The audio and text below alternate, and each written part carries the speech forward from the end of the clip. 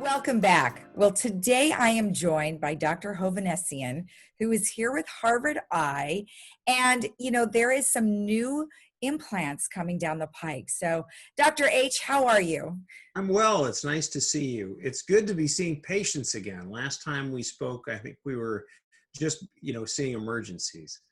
So this is so Exactly. nice to be seeing our patients again. It is. It is. And I know the last time we talked, you were taking the utmost care to make sure that your facility was in good shape in terms of protecting your clients and your staff. So good to Yeah, that know. still hasn't changed, right? I mean, we still have to be very careful because infections are out there and our patients want to be as safe as they can. But we feel fairly confident in the way we're doing things that we're protecting people as well as they can be. And we're just excited to be able to help people again.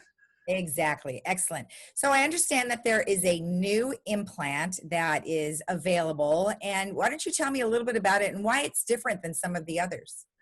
Well, we've had a constant evolution of our technology in cataract surgery. That's what makes it so exciting is that not only is it, has it always been a very pleasant procedure for patients to have because it's not painful and it helps them see better, but the technology we can give is always getting better.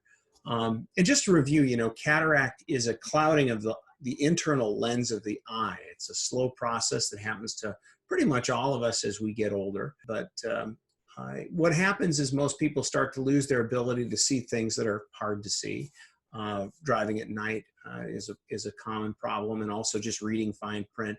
Bright lights coming toward them can be make it difficult to see. So the Vivity implant is a new implant designed to go inside the eye to replace the lens of the eye. And there have been lens implants for actually more than 50 years now. So this is not a new idea. It's just a new technology. So what does the technology allow for that maybe some of the others don't? The most desired thing that we hear from our patients is that they want to be able to see as much as possible well, but also without glasses because, 70 is the new 40.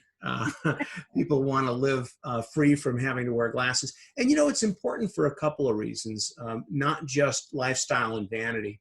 As people get older, falling down is a big, big worry. It's one of the chief causes for losing our independence.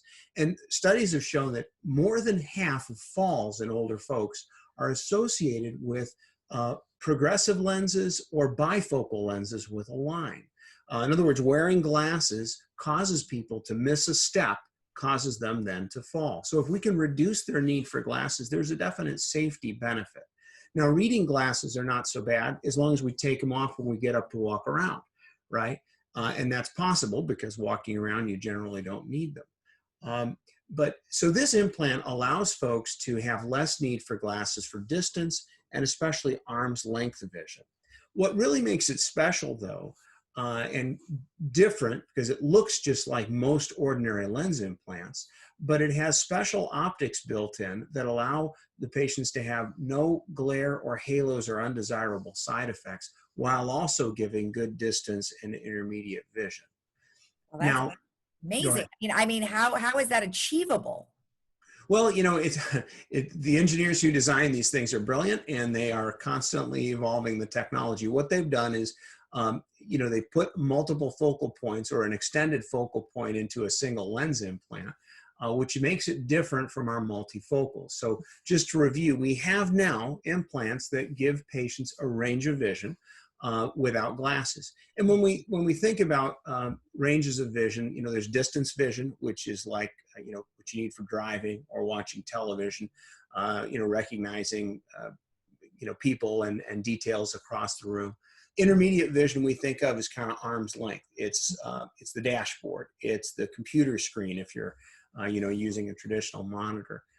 It's close conversation. And then reading is where you might hold your phone or newspaper or a book or Kindle up close. So those are three different ranges of vision. This one focuses on great distance, good intermediate, a little bit of up close, although some people may need glasses for up close. But compared to multifocal lenses, which are also great technology, this has fewer side effects. So what are the side effects of multifocals? Some of them cause some patients to get a little bit of glare and halos around lights when they drive at night. Okay.